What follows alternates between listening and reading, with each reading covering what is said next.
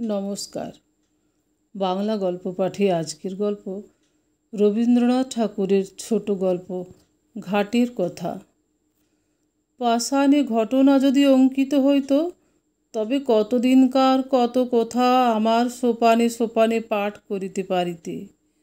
পুরাতন কথা যদি শুনিতে চাও, তবে আমার এই ধাপে বইস, মনোযোগ দিয়া জলকল্লোলে কান পাতিয়া থাকো। বহুদিনকার কত বিস্মৃত কথা শুনিতে পাইবে। আমার আরেক দিনের কথা মনে পড়িতেছে, সেও ঠিক এইরূপ দিন। আশ্বিন মাস পড়িতে আর 2-4 দিন বাকি আছে। ভোরের বেলায় অতি ঈষৎ মধুর নবীন শীতের বাতাস নিদ্রোত্থিতের দেহে নূতন প্রাণ আনিয়া দিতেছে। তরু পল্লব অমনি একটু একটু শিহরিয়া উঠিতেছে। ভরা গঙ্গা, আমার 4টি মাত্র ধাপ জলের উপরে জাগিয়া আছে। জলের সঙ্গে স্থলের সঙ্গে যেন গলাগলি। তীরে আম্রকাননের নিচে যেখানে কচুবন জন্মিয়াছে, সেখান পর্যন্ত গঙ্গার জল গিয়াছে। নদীর ওই বাঁকের কাছে 3টে পুরাতন ইটের পাঁজা চারিদিকে জলের মধ্যে জাগিয়া রহিয়াছে। জেলেদের যে নৌকাগুলি ডাঙ্গার বাবলা গাছের গুঁড়ির সঙ্গে বাঁধা ছিল, সেগুলি প্রভাতে জোয়ারের জলে ভাসিয়া উঠিয়া টলমল করিতেছে। দুরন্ত যৌবন জোয়ারের জল রঙ্গ করিয়া তাহাদের 2 পাশে ছল ছল আঘাত করিতেছে। তাহাদের কর্ণ ধরিয়া মধুর পরিহাসে নাড়া দিয়া যাইতেছে। ভরা গঙ্গার উপরে শরৎ প্রভাতের যে রৌদ্র পড়িয়াছে, তাহা কাঁচা সোনার মতো রঙ, চাঁপা ফুলের মতো রঙ। রৌদ্রের এমন রঙ আর কোনো সময়ে দেখা যায় না। চড়ার উপরে কাশবনের উপরে রৌদ্র পড়িয়াছে। এখনও কাশফুল সব ফুটে নাই, ফুটিতে আরম্ভ করিয়াছে মাত্র। রাম রাম বলিয়া মাঝিরা নৌকা খুলিয়া দিল। পাখিরা যেমন আলোতে পাখা মেলিয়া আনন্দে নীল আকাশে উড়িয়াছে, ছোট ছোট নৌকাগুলি তেমনি ছোট ছোট পাল ফুলাইয়া সূর্য কিরণে বাহির হইয়াছে। তাহাদের পাখি বলিয়া মনে হয়। তাহারা রাজহাঁসের মতো জলে ভাসিতেছে, কিন্তু আনন্দে পাখা দুটি আকাশে ছড়াইয়া দিয়াছে। ভট্টাচার্য মহাশয় ঠিক নিয়মিত সময়ে কোষাকুষি লইয়া স্নান করিতে আসিয়াছেন। মেয়েরা 2-1 জন করিয়া জল লইতে আসিয়াছে। সে বড় বেশি দিনের কথা নহে। তোমাদের অনেক দিন বলিয়া মনে হইতে পারে, কিন্তু আমার মনে হইতেছে এই সেদিনের কথা। আমার দিনগুলি কিনা গঙ্গার স্রোতের উপর খেলাইতে খেলাইতে ভাসিয়া যায়। বহুকাল ধরিয়া স্থিরভাবে তাহাই দেখিতেছি। এই জন্য সময় বড় দীর্ঘ বলিয়া মনে হয় না। আমার দিনের আলো রাত্রের ছায়া প্রতিদিন গঙ্গার উপরে পড়ে, আবার প্রতিদিন গঙ্গার উপর হইতে মুছিয়া যায়। কোথাও তাহাদের ছবি রাখিয়া যায় না। সেই জন্য যদিও আমাকে বৃদ্ধের মতো দেখিতে হইয়াছে, আমার হৃদয় চিরকাল নবীন। বহু বৎসরের স্মৃতির শৈবাল ভারে আচ্ছন্ন হইয়া আমার সূর্যকিরণ মারা পড়ে নাই। দৈবাৎ একটা ছিন্ন শৈবাল ভাসিয়া আসিয়া গায়ে লাগিয়া থাকে, আবার স্রোতে ভাসিয়া যায়। তাই বলিয়া যে কিছু নাই এমন বলিতে পারি না। যেখানে গঙ্গার স্রোত পৌঁছায় না, সেখানে আমার ছিদ্রে ছিদ্রে যে লতাগুল্ম শৈবাল জন্মিয়াছে, তাহারাই আমার পুরাতনের সাক্ষী। তাহারাই পুরাতন কালকে স্নেহ পাশে বাঁধিয়া চিরদিন শ্যামল মধুর, চিরদিন নূতন করিয়া রাখিয়াছে। গঙ্গা প্রতিদিন আমার কাছ হইতে 1-1 ধাপ সরিয়া যাইতেছেন, আমিও 1-1 ধাপ করিয়া পুরাতন হইতেছি। চক্রবর্তীদের বাড়ির ওই যে বৃদ্ধা স্নান করিয়া নামাবলী গায়ে কাঁপিতে কাঁপিতে মালা জপিতে জপিতে বাড়ি ফিরিয়া যাইতেছেন, উহার মাতামহী তখন এতটুকু ছিল। আমার মনে আছে, তাহার এক খেলা ছিল। সে প্রত্যহ একটা ঘৃতকুমারীর পাতা গঙ্গার জলে ভাসাইয়া দিত। আমার দক্ষিণ বাহুর কাছে একটা পাকের মতো ছিল, সেইখানে পাতাটা ক্রমাগত ঘুরিয়া ঘুরিয়া বেড়াইত। সে কলসি রাখিয়া দাঁড়াইয়া তাহাই দেখিত। যখন দেখিলাম কিছুদিন বাদে সেই মেয়েটি আবার ডাগর হইয়া উঠিয়া তাহার নিজের একটি মেয়ে সঙ্গে লইয়া জল লইতে আসিল, সে মেয়েও আবার বড় হইল। বালিকারা জল ছুঁড়িয়া দুরন্তপনা করিলে তিনিও আবার তাহাদিগকে শাসন করিতেন ও ভদ্রোচিত ব্যবহার শিক্ষা দিতেন। তখন আমার সেই ঘৃতকুমারীর নৌকা ভাসানো মনে পড়িত ও বড় কৌতুক বোধ হইত। যে কথাটা বলিব মনে করি সে আর আসে না। একটা কথা বলিতে বলিতে স্রোতে আর একটা কথা ভাসিয়া আসে। কথা আসে কথা যায়, ধরিয়া রাখিতে পারি না। কেবল এক একটা কাহিনী সেই ঘৃতকুমারীর নৌকাগুলির মতো পাকে পড়িয়া অবিশ্রাম ফিরিয়া ফিরিয়া আসে। তেমনি একটা কাহিনী তাহার পসরা লইয়া আজ আমার কাছে ফিরিয়া ফিরিয়া বেড়াইতেছে, কখন ডোবে কখন ডোবে। পাতাটুকুরই মতো সে অতি ছোট, তাহাতে বেশি কিছু নাই, দুটি খেলার ফুল আছে। তাহাকে ডুবিতে দেখিলে কোমল প্রাণা বালিকা কেবলমাত্র একটি দীর্ঘ নিঃশ্বাস ফেলিয়া বাড়ি ফিরিয়া যাইবে। মন্দিরের পাশে যেখানে ওই গোসাইদের গোয়াল ঘরের বেড়া দেখিতেছ, ওইখানে একটা বাবলা গাছ ছিল।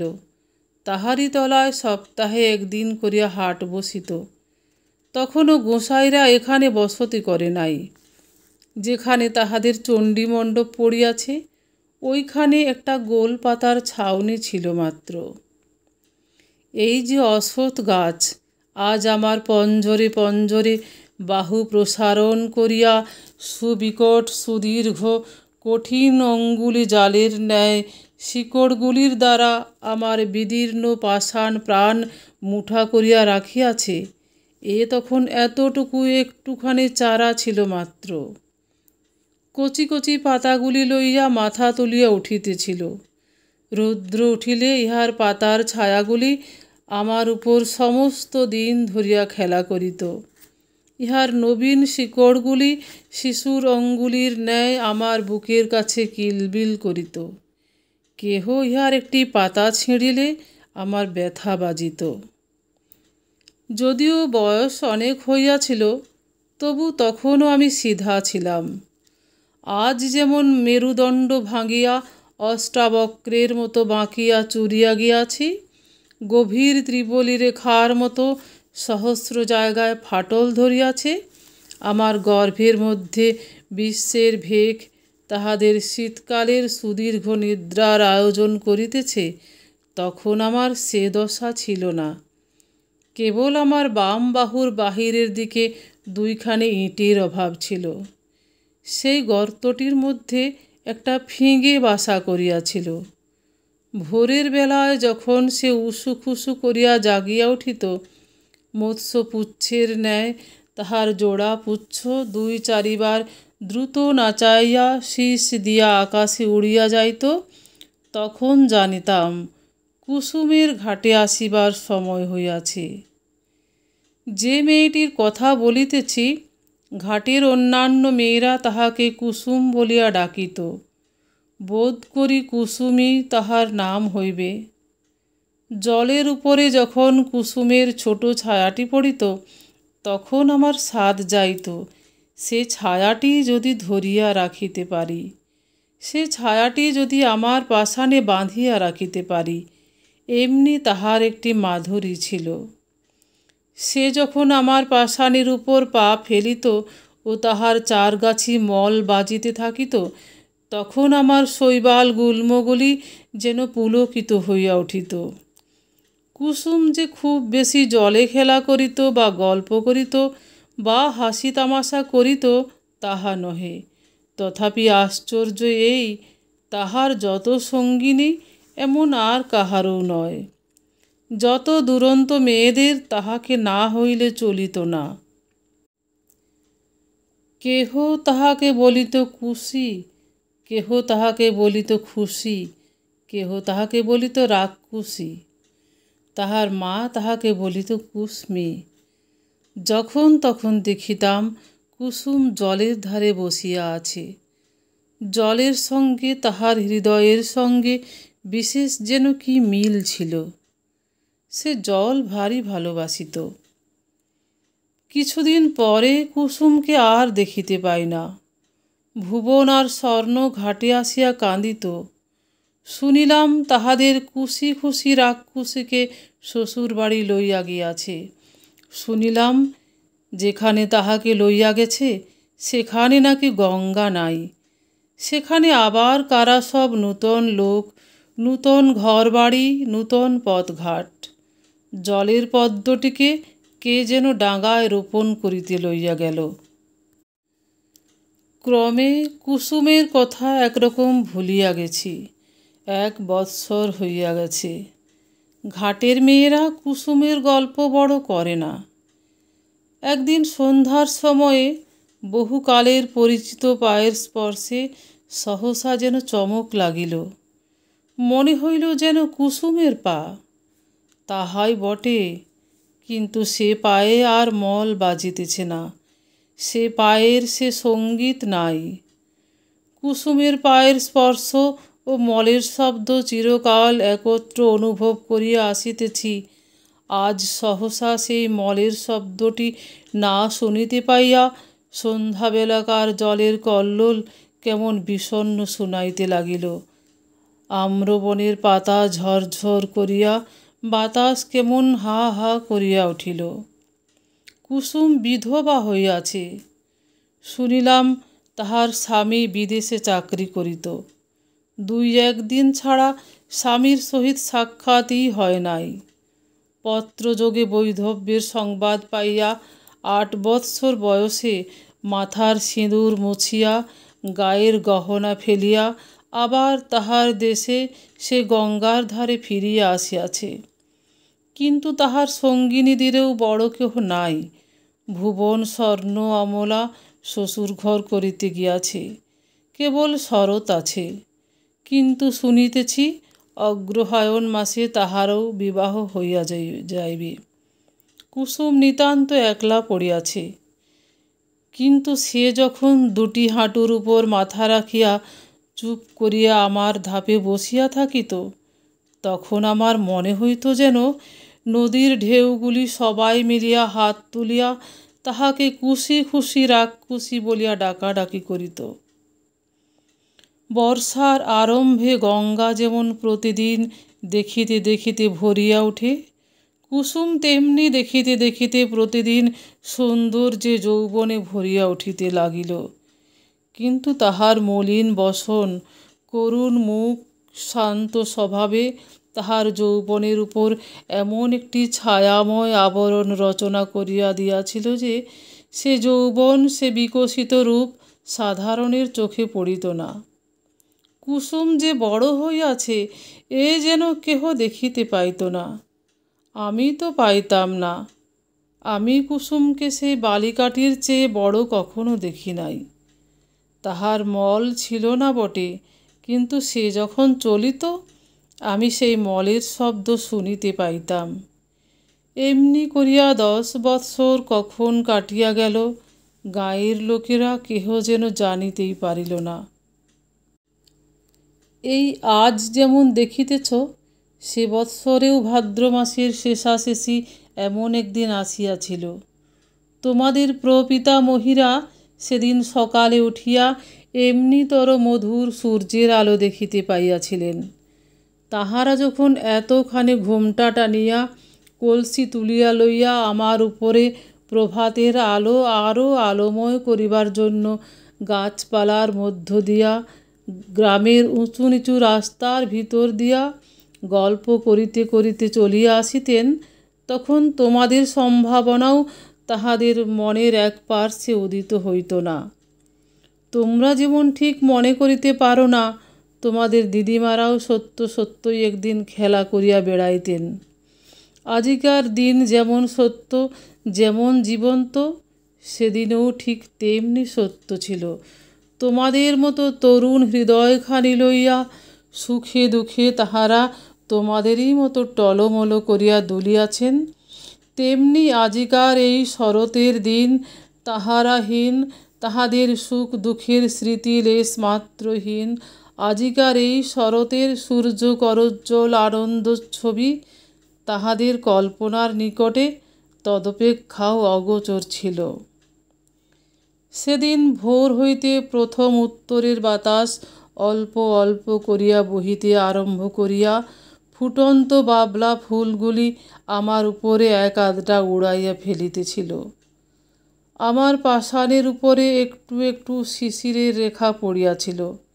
সেই দিন সকালে কোথা হইতে গৌরতনু সৌমোজ্জ্বল মুখচ্ছবি দীর্ঘকায় এক নবীন সন্ন্যাসী আসিয়া আমার সম্মুখস্থ ওই শিব মন্দিরে আশ্রয় লইলেন। সন্ন্যাসীর আগমন বার্তা গ্রামে রাষ্ট্র হইয়া পড়িল। মেয়েরা কলসি রাখিয়া বাবা ঠাকুরকে প্রণাম করিবার জন্য মন্দিরে গিয়া ভিড় করিল। ভিড় প্রতিদিন বাড়িতে লাগিল। একে সন্ন্যাসী, তাহাতে অনুপম রূপ, তাহাতে তিনি কাহাকেও অবহেলা করিতেন না। ছেলেদের কোলে লইয়া বসাইতেন, জননীদিগকে ঘরকন্যার কথা জিজ্ঞাসা করিতেন। নারী সমাজে অল্পকালের মধ্যেই তাহার অত্যন্ত প্রতিপত্তি হইল। তাহার কাছে পুরুষও বিস্তর আসিত। কোনো দিন ভাগবত পাঠ করিতেন, কোনো দিন ভগবদ্ গীতার ব্যাখ্যা করিতেন, কোনো দিন মন্দিরে বসিয়া নানা শাস্ত্র লইয়া আন্দোলন করিতেন। তাহার নিকটে কেহ উপদেশ লইতে আসিত, কেহ মন্ত্র লইতে আসিত, কেহ রোগের ঔষধ জানিতে আসিত। মেয়েরা ঘাটে আসিয়া বলা বলি করিত, আহা কি রূপ! মনে হয় যেন মহাদেব সশরীরে তাহার মন্দিরে আসিয়া অধিষ্ঠিত হইয়াছেন। যখন সন্ন্যাসী প্রতিদিন প্রত্যুষে সূর্যোদয়ের পূর্বে শুকতারাকে সম্মুখে রাখিয়া গঙ্গার জলে নিমগ্ন হইয়া ধীর গম্ভীর স্বরে সন্ধ্যা বন্দনা করিতেন, তখন আমি জলের কল্লোল শুনিতে পাইতাম না। তাহার সেই কণ্ঠস্বর শুনিতে শুনিতে প্রতিদিন গঙ্গার পূর্ব উপকূলের আকাশ রক্তবর্ণ হইয়া উঠিত। মেঘের ধারে ধারে অরুণ রঙের রেখা পড়িত। অন্ধকার যেন বিকাশোন্মুখ কুঁড়ির আবরণ পুটের মতো ফাটিয়া চারিদিকে নামিয়া পড়িত ও আকাশ সরোবরে উষা কুসুমের লাল আভা অল্প অল্প করিয়া বাহির হইয়া আসিত। আমার মনে হইত যে এই মহাপুরুষ গঙ্গার জলে দাঁড়াইয়া পূর্বের দিকে চাহিয়া যে এক মহামন্ত্র পাঠ করেন, পূর্বের দিকে চাহিয়া যে এক মহামন্ত্র পাঠ করেন, তাহারই এক একটি শব্দ উচ্চারিত হইতে থাকে, আর নিশীথিনীর কুহক ভাঙিয়া যায়।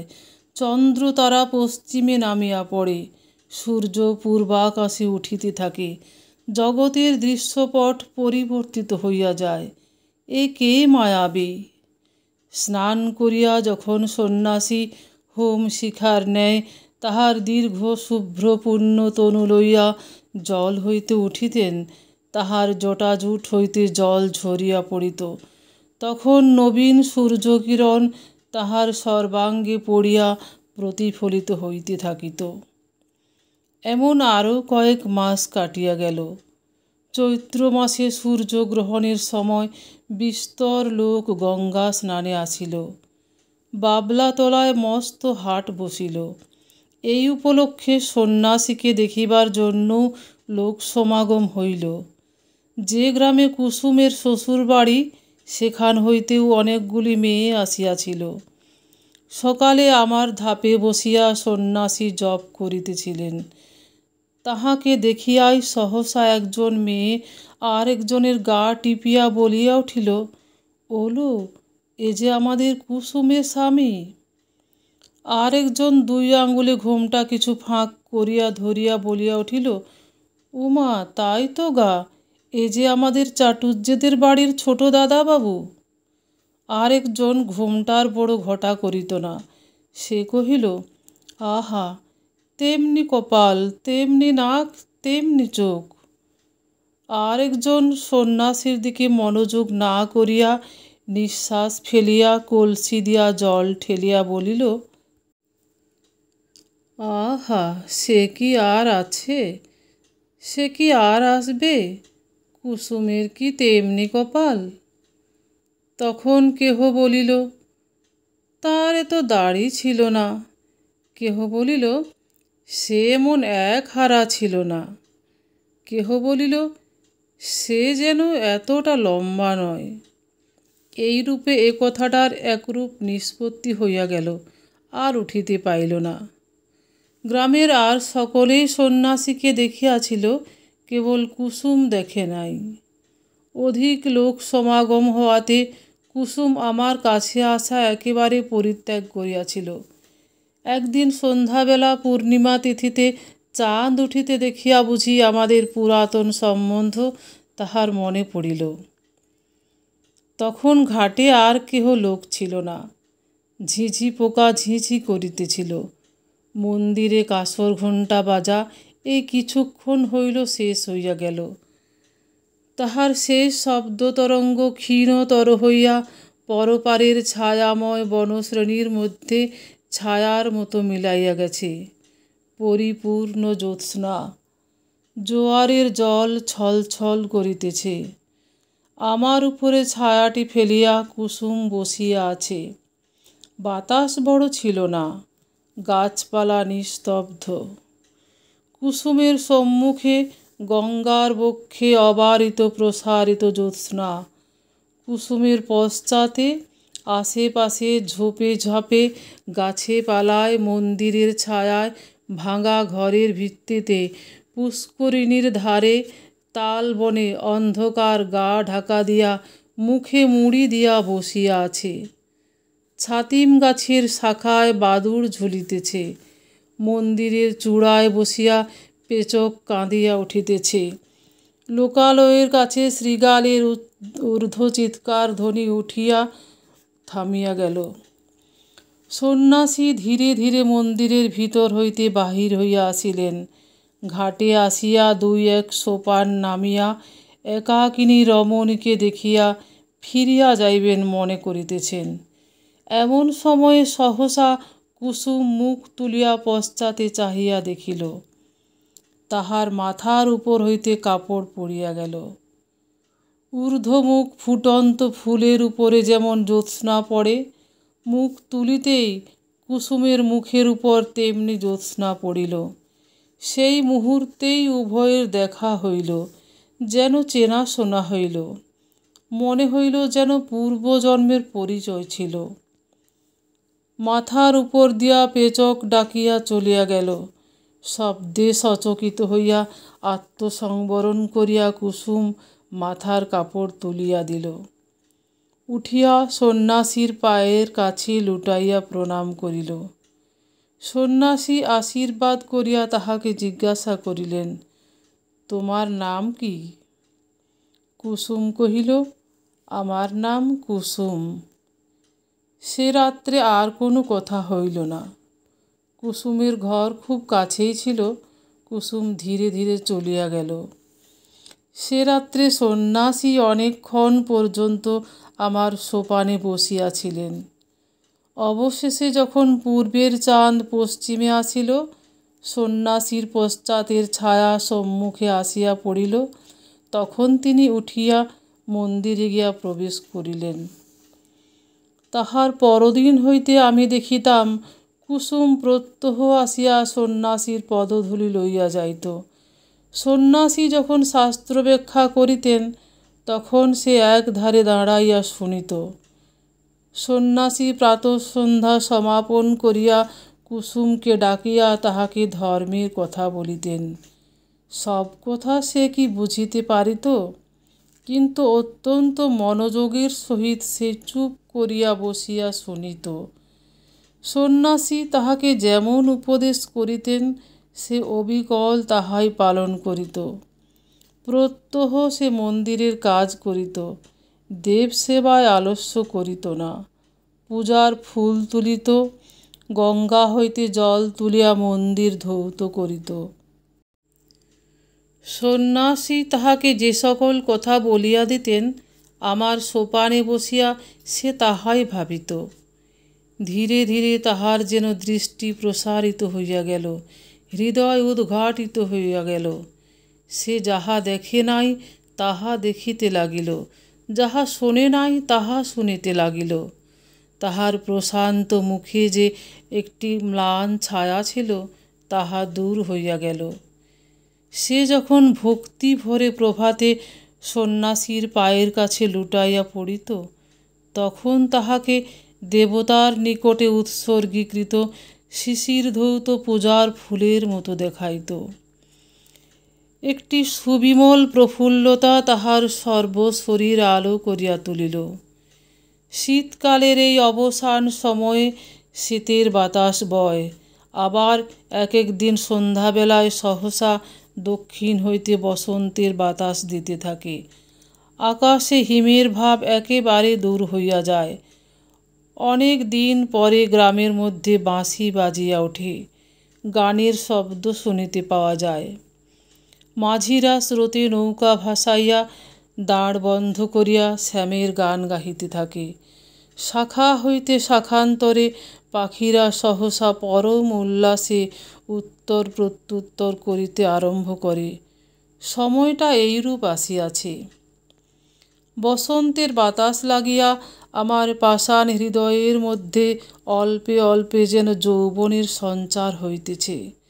আমার প্রাণের ভিতরকার সেই নবযৌবনোচ্ছ্বাস আকর্ষণ করিয়াই যেন আমার লতাগুল্মগুলি দেখিতে দেখিতে ফুলে ফুলে একেবারে বিকশিত হইয়া উঠিতেছে। এ সময়ে কুসুমকে আর দেখিতে পাই না।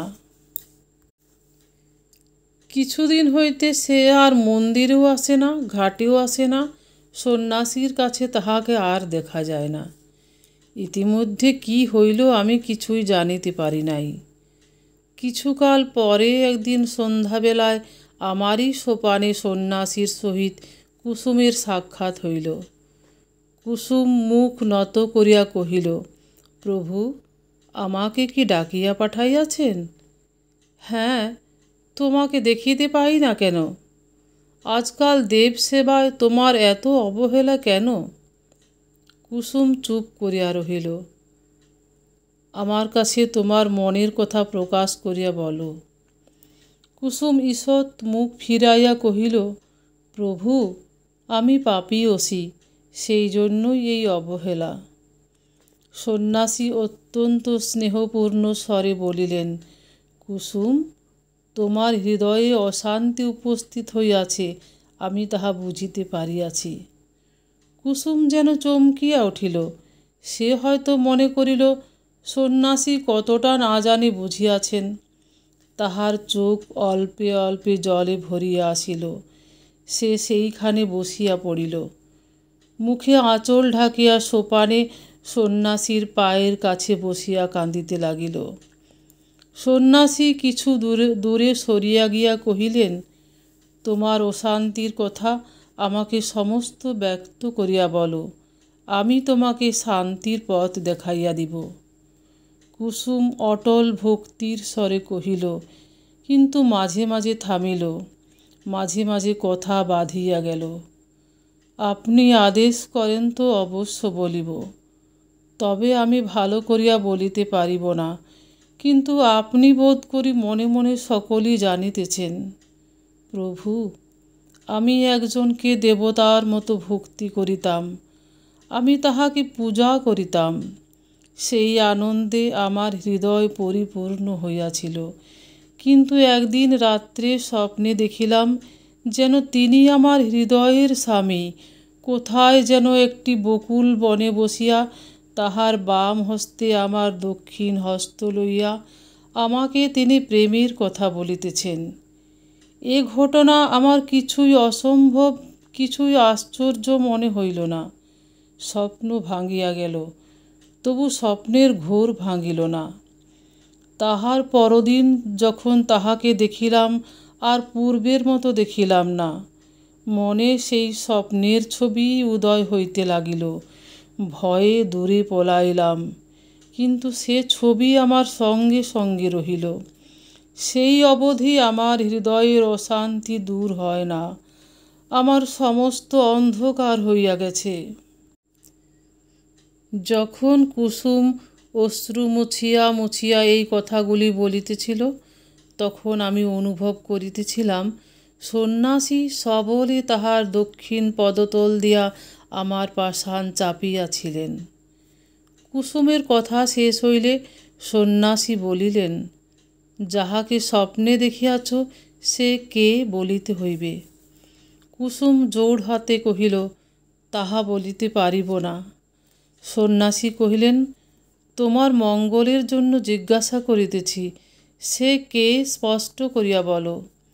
কুসুম সবলে নিজের কোমল হাত দুটি পীড়ন করিয়া হাত জোড় করিয়া বলিল, নিতান্ত সে কি বলিতেই হইবে?